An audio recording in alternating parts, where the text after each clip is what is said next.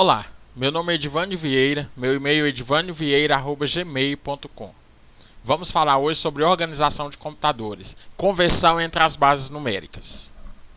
Fiz aqui um esquemazinho mostrando como pode ser definido ou como pode ser feita a conversão entre as bases.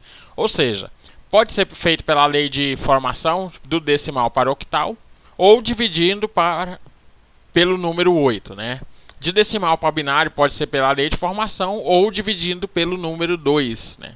Ou de decimal para hexadecimal também pode ser feito pela lei de formação ou dividindo pelo 16, né? Uma casa em octal vale 3 casas em binário e uma casa em hexadecimal equivale a 4 casas em binário, né? Então, lendo aqui a observação que eu coloquei aqui embaixo, está assim: usando a lei de formação, decimal pode ser convertido para binário, octal e hexadecimal. Binário pode ser convertido para octal, decimal e hexadecimal. Octal pode ser convertido para decimal e o hexadecimal pode ser convertido para decimal. Vamos usar aqui um exemplo então de decimal para binário. Vamos usar o número 123. Vamos ver um exemplo aqui então usando a conversão da base decimal para a base binária. Vamos usar no nosso exemplo aqui, no decorrer dos seguintes exemplos, o número 123. Como podemos transformar o número 123, né, da base decimal para a base binária? Como que vamos fazer? Vamos pegar então e montar uma régua, né, uma reguinha aqui, da seguinte forma. Vamos colocar abaixo dela o 2 elevado a 0, o 2 elevado a 1, até o 2 elevado a 7. E logo abaixo também colocamos o 1, que é o 2 elevado a 0 igual a 1, 2 elevado a 1 igual a 2, 2 elevado a 2 igual a 4, até o 2 elevado a 7, que dá 128. E dentro desses números todos aqui, marcados em azuis, nós vamos ver qual que a gente vai poder somar para chegar até o número 123. Né? Então, como que podemos fazer isso? O 128, que é o último aqui da nossa base, você pode começar por esse aqui, né? da esquerda para a direita, né? Fazendo dessa forma, ou seja, não vamos usar o 128, então vamos deixar a casa zerada, porque o 128 é maior que o 123. Vamos usar um 64, porque o 64 está abaixo. Vamos usar e deixar marcada a casa do 64, a posição do 64 com 1. Vamos usar o 32 e deixar marcado com 1 também, a posição do 32. O 16 e deixar marcada a posição do 16 com 1. Vamos usar o 8 e deixar a posição do 8 marcada também com 1. Não vamos usar o 4, então vamos zerar essa posição e vamos deixar marcadas as outras últimas duas. Então, pegando 0 vezes 128 vai dar 0. 1 vezes 64 dá 64. 1 vezes 32 é igual a 32.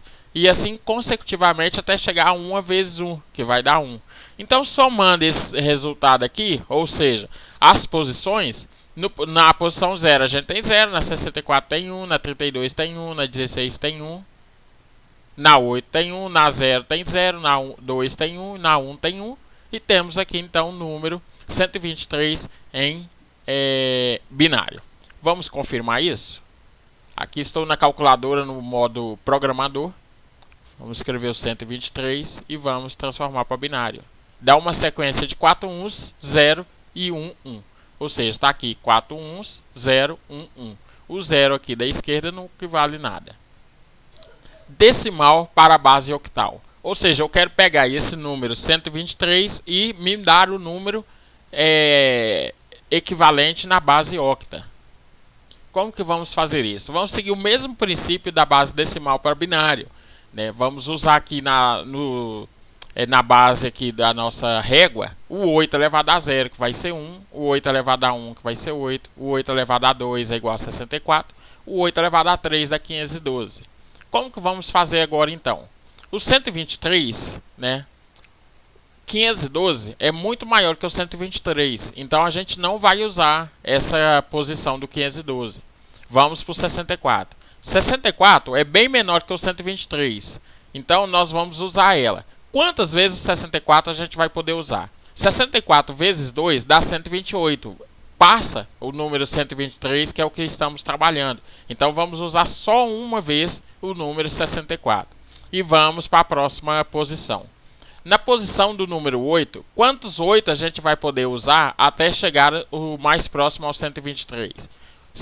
Na minha conta aqui, a gente vai usar 7. Por quê? Porque 7 vezes 8 dá 56. 56 mais o 64 que a gente achou, vai faltar somente 3 para chegar ao número 123. Que vai dar, então, a soma de 56 com 64 vai dar 120. Então, o que que ocorre aqui? Está faltando de 120 para 123 apenas 3. Quantos 3 vezes, aliás, quantos uns, né, quantas base aqui, quanto 1 a gente vai precisar para alcançar o número 123? 3 uns. Ou seja, 1 vezes 64, que a gente está usando, 7 vezes o 8 aqui nessa posição, e 7 vezes a posição 1. Aliás, 3 vezes a posição 1. 64 por 56 mais 3 dá 123, que equivale a 173, que é esse número aqui então. 173 equivale a 123 na base octa. Vamos tirar a prova disso. Em decimal está aqui 123. Em octa dá 173. De decimal para hexadecimal, né? Usando o mesmo princípio do último slide, como podemos fazer? Só vamos tirar o 8 lá, colocar um 16 aqui embaixo da nossa reguinha e fazer a transformação aqui da potenciação. 16 elevado a 0 é igual a 1, 16 elevado a 1 é igual a 16 e 16 elevado a 2, 256.